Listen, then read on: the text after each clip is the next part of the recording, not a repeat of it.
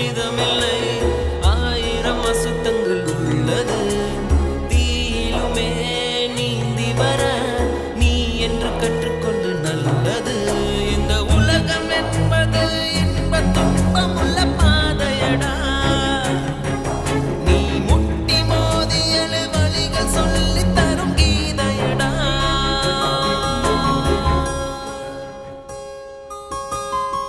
ஆராரோ பாட இங்கு தாயும் இல்லை.